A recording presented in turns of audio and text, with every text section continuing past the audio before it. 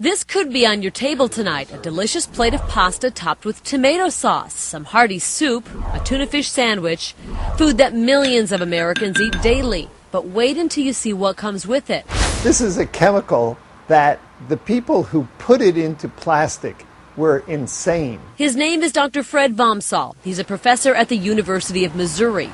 He recently created an uproar after releasing a study on plastic baby bottles and the controversial chemical many of these bottles are made with called bisphenol A. This is a chemical that in 1936 was considered for use as an estrogen drug. Then in the 1950s, some tricky chemists found that they could link this chemical together and it creates a hard, clear, glass-like plastic. This glass-like plastic is sprayed into cans that we buy every day. The only problem with that is the plastic is then made from a sex hormone.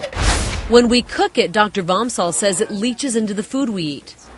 And when you heat this plastic or put tomato sauce in it, the acid degrades the plastic and then the food that's in there is full of this sex hormone.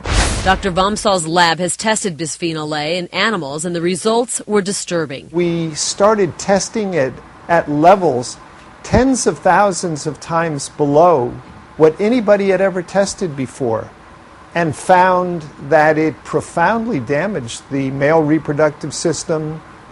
Now we know it causes brain damage, and it causes breast cancer and prostate cancer.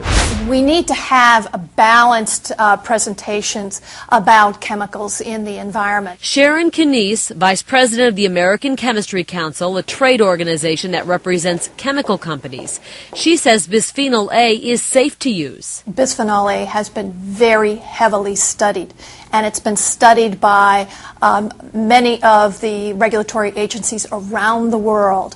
And consistently, they have stated that for the current uses, that bisphenol A is safe. The FDA says it's actively reviewing the safety of bisphenol A.